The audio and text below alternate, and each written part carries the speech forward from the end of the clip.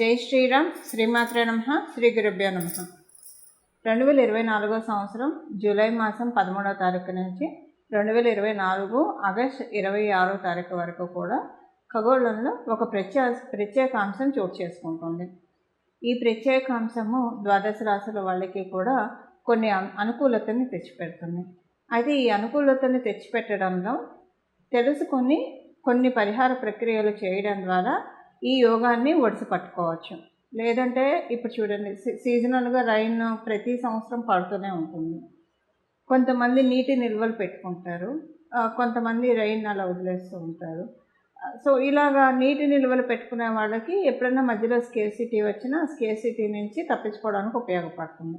అలాగే ఖగోళంలో కూడా ఉన్న యోగాలు ఎవరి జన్మ జాతకంలో అయినా యోగం ఉంటే ఈ యోగాలు వచ్చినప్పుడు వాటిని ఒడిసి పట్టుకుంటే అవి ఇంకా మంచి ఫలితాన్ని, రెట్టింపు ఫలితాన్ని ఇస్తుంది.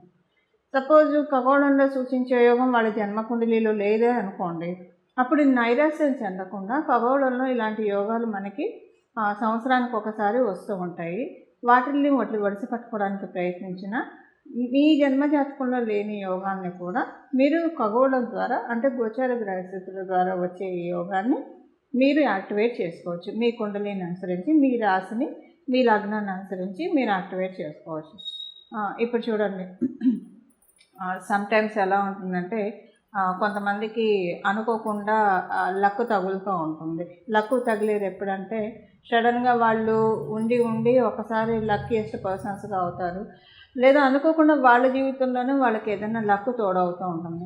ఈ లక్ తోడయ్యేది ఎప్పుడంటే మనకి ఖగోళంలో ఉన్న యోగాలు మనల్ని బ్లెస్ చేసినప్పుడు. వాళ్ళు తెలిసి తెలియకపోయినా అది గట్టిగా చాలా స్ట్రాంగ్గా ఉందనుకోండి. చాలా స్ట్రాంగ్గా ఎప్పుడు ఉంటుంది, జన్మజాతకంలో ఖగోళంలో యోగాలు ఏర్పడిన సమయంలో కనుక జన్మజాతకంలో ఆ జాతకుడికి కావచ్చు లేదా ఆ జాతకురాలకి కావచ్చు అర్గళాసు లేకుండా, అంటే ఇంటర్వెన్షన్స్ కుండలిలో ఏమీ లేకుండా ఉండి, అలాగే ఈ అర్గళాస్ అనే కాదు మంచి దశ, అంతర్దశ, విదశ, సూక్ష్మ దశల్లో ఉండి అన్ని రకాలుగా, అంటే మన సుదర్శన చక్ర పద్ధతిలో చూసుకున్నా ఏ రకంగా చూసుకున్నా జన్మజాతకం చాలా క్లీన్గా ఆ టైంలో ఉండి ఆ టైంలోనే ఖగోళంలో యోగాలు ఏర్పడితే అప్పుడు ఏమవుతుందంటే వీళ్ళ ప్రయత్నంగా వీళ్ళు చేయకపోయినా కూడా ఆ యోగాలన్నీ వీళ్ళకి వర్తిస్తాయి. అయితే ఆ యోగాలన్నీ వీళ్ళకి వర్తిస్తాయి కాబట్టి సడన్గా వాళ్ళకి లైఫ్ టర్న్ అవ్వడం జరుగుతుంది. లైఫ్ టర్న్ అవ్వడం కావచ్చు, అనుకోకుండా వాళ్ళ వృత్తి వ్యాపారాల్లో కలిసి రావడం కావచ్చు, ఇలాంటి వాటి వల్లే జరుగుతాయి. అయితే ఇప్పుడు అలా ఉన్న వాళ్ళకి ఎలాగైనా వాళ్ళు ఏం చేసుకోకపోయినా అవి జరుగుతూ ఉంటాయి. అందరికీ అలా ఉండాలని ఉండదు కదా. అందరికీ అలా చేసుకోవాలంటే వాటి కోసం ప్రత్యేకమైన పరిహారాలు చేసుకోవాలి. చేసుకుంటే కనుక ఖగోళంలో వచ్చేది పూర్తిగా మన జన్మజాతకంలో లేకపోతే కనుక పూర్తిగా కాకపోయినా కొంతవరకు ఒడిసిపట్టుకోవడానికి డెఫినెట్గా ఛాన్సెస్ ఉంటుంది. అంటే 100% యోగాన్ని మనం మెజర్ చేస్తే కనుక ఆ 100% యోగంలో అట్లీస్ట్ ఒక 60% యోగాన్ని డ్రా చేసుకోవడానికి అవకాశం కలిగిస్తూ ఉంటుంది. ఇప్పుడు మనకి సపోజ్ అంటే ఎవరైనా చాలామంది అన్నిటి కోసం ప్రయత్నిస్తూ ఉంటారు, కష్టపడుతూ ఉంటారు లైఫ్లో. కానీ కొంతమంది కష్టపడకుండా లక్ని ఎంజాయ్ చేస్తూ ఉంటారు. కొంతమంది కష్టపడి లక్ని ఎంజాయ్ చేస్తారు. కొంతమంది ఎంత కష్టపడ్డా కూడా వాళ్ళకి లక్ ఫేవర్ చేయదు. ఇలా లక్ ఫేవర్ చేయాలంటే ఇలాంటి యోగాల్ని మనం ఒడిసిపట్టుకోవాలి. అసలు ఏంటి ఆ యోగము, ద్వాదశ రాశుల వాళ్ళకి ఎలాంటి ఇంపాక్ట్ ఉంటుంది, అసలు ఈ యోగము ఉంటే ఎలా ఉంటుంది, ఇది నేను మొత్తం కూడా మీకు చక్కగా వివరిస్తాను. ఆ యోగం పేరు గురుమంగళ యోగం. ఈ గురుమంగళ యోగం మనకి ఇప్పుడు నేను చెప్పిన తేదీల్లో, అంటే 2024 నుంచి 2024 జూలై మాసం 13వ తారీఖు నుంచి 2024 ఆగస్టు 26వ తారీఖు వరకు కూడా ఈ యోగం ఖగోళంలో చోటు చేసుకోబోతుంది. ఈ ఖగోళంలో చోటు చేసుకునే యోగం కాబట్టి వీటిని మీ జన్మజాతకంలో ఉన్నా లేకపోయినా యాక్టివేట్ చేసుకోవచ్చు. అంటే ఇది అందరికీ అప్లికేబిలిటీ ఉంటుంది. ఇప్పుడు చూడండి, కొన్నిసార్లు గవర్నమెంట్ కొన్ని పథకాలు ఇస్తుంది. సో ఆ స్ట్రీమ్లోకి వచ్చిన వాళ్ళందరూ కూడా దానికి ఎలిజిబుల్ అవుతారు. అది వాళ్ళకి బఫర్ అమౌంట్ కదా. అలాగా అప్పుడప్పుడు ఖగోళంలో ఇలాంటి యోగాలు వస్తే వాటిని మనం ఒడిసి పట్టుకోవాలి. ఈ గురుమంగళ యోగం ఏంటి అంటే, ఎప్పుడైనా సరే మనకి మంగళ్ళు మన జీవితంలో ఏదైనా ఇనిషియేషన్ తీసుకోవడానికి, అంటే ఆదిలోనే హంసపాదు కాకుండా ఉండడానికి ఏదైనా ఒక మంచి నిర్ణయం తీసుకున్నప్పుడు, మన జీవితాన్ని ఉద్ధరించే నిర్ణయం తీసుకున్నప్పుడు, మన లైఫ్ బాగా స్పీడ్గా వెళ్ళడానికి, స్పీడ్గా అంటే వృత్తిపరంగా ర్యాపిడ్ గ్రోత్ రావడానికి, ఇలాంటివి రావాలంటే కొన్ని మనలో కరేజ్ ఉండాలి, మనలో డ్రైవ్ ఉండాలి. ఇలాంటివన్నీ ఉంటే కనుక చక్కగా విల్ పవర్ తోటి మనం పనులన్నీ చేసుకొని వెళ్ళగలుగుతాం. ఎలాంటి ఆటంకాలు వచ్చినా కూడా వాటిని అధిగమించుకుంటూ వెళ్తారు. అలా ఉండాలంటే ఎవరికైనా సరే జన్మజాతకంలో మంగళ చాలా సపోర్టింగ్గా ఉంటే వాళ్ళు అన్ని ఆటంకాలని అధిగమించుకుంటూ ఉన్నత శిఖరాన్ని అధిరోహించుకుంటూ వాటికి చేరువైపోతూ ఉంటారు. ఇప్పుడు అందులో మంగళకి గురుదేవుడు కనుక తోడైతే కనుక చాలా బాగా ఉంటుంది. దీనికి బెటర్ ఎగ్జాంపుల్ చెప్పాలంటే ఆంజనేయ స్వామి వారిని చెప్పాలి. మంగళ ఎప్పుడైనా సరే గురు భగవానుడు కంట్రోల్లో ఉంటే చాలా మంచిది. లేకపోతే కనుక మంగళ బాగా ఉన్నా, ఒక్కొక్కసారి విపరీతంగా ఉన్నా కూడా అగ్రెసివ్ డెసిషన్స్ వల్ల కూడా జాతకురాలు కావచ్చు, జాతకుడు కావచ్చు ఇబ్బందులు పాలవుతారు. అంటే ఆలోచన ఉండదు, చేసుకుని వెళ్ళిపోతూనే ఉంటారు.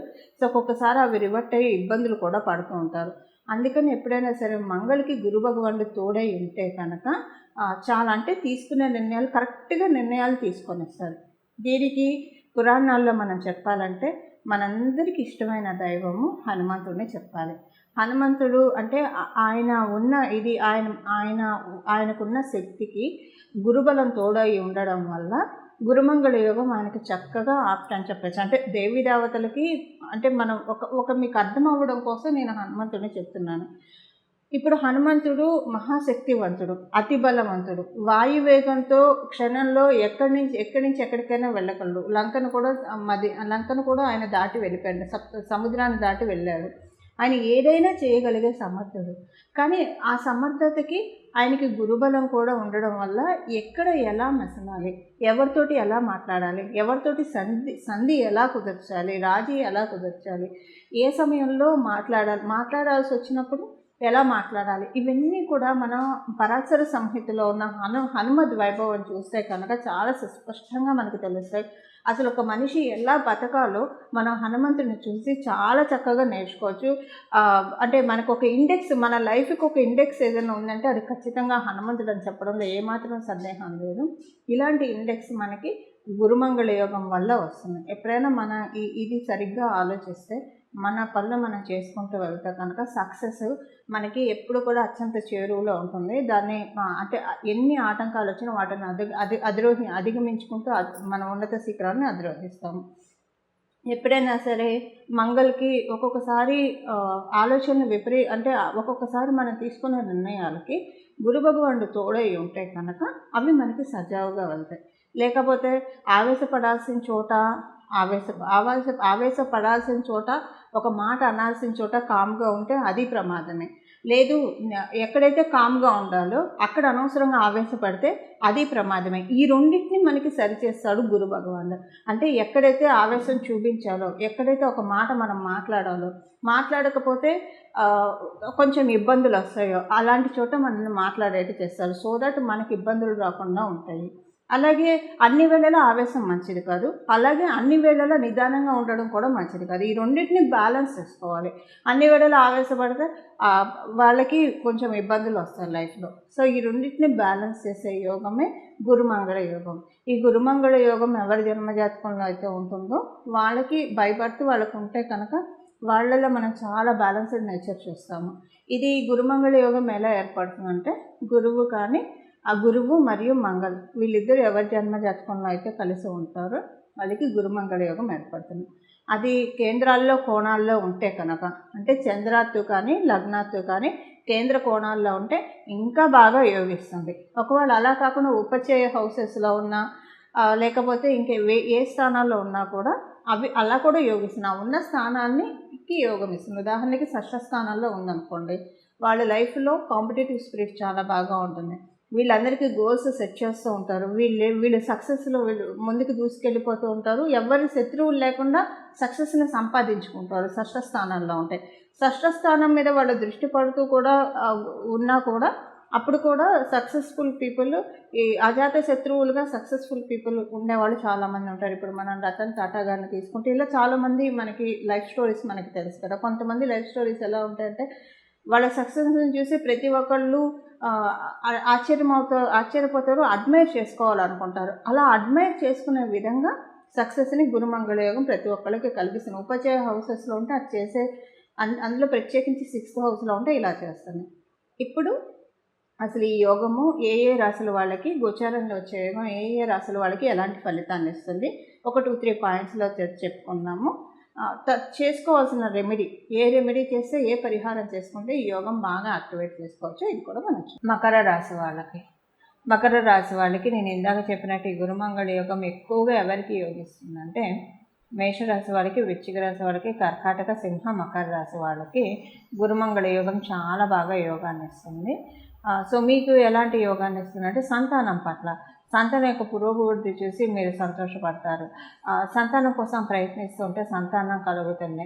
ఎప్పటి నుంచో మీకు అవ్వని పనులు, పెండింగ్ పనులు, మీరు ఎప్పుడు దాని గురించి ఆలోచిస్తూ ఏదైనా పని అవ్వట్లేదు, ఎప్పుడు ఆలోచన తప్పించి అది మేనిఫెస్ట్ అవ్వట్లేదు అనుకున్న పనులన్నీ కూడా ఇప్పుడు చక్కగా జరుగుతాయి. ఆ పనులన్నీ కూడా ఎలాంటి ఇబ్బంది లేకుండా చోటు చేసుకుంటాయి. మెయిన్ మీకు అంటే కుటుంబంలో బాగా ఉంటుంది, మీ మాటకి కూడా విలువ పెరుగుతుంది, కుటుంబ సభ్యులు మిమ్మల్ని బాగా గుర్తిస్తారు. ఇలాంటివన్నీ కూడా చోటు చేసుకుంటాయి. అదృష్టం ఒకటి జరుగుతుంది మా మకర రాశిలో పుట్టిన వాళ్ళకి. ఈ అదృష్టం ఏ రకంగా జరుగుతుంది అన్న విషయం మీ జన్మజాతకాన్ని అనుసరించి ఆధారపడి ఉంటుంది. బట్ ఏదైనా ఒక మంచి ఫార్చునేట్ థింగ్ అయితే డెఫినెట్గా మీరు వినడానికి అవకాశం చాలా చక్కగా ఉంటుంది.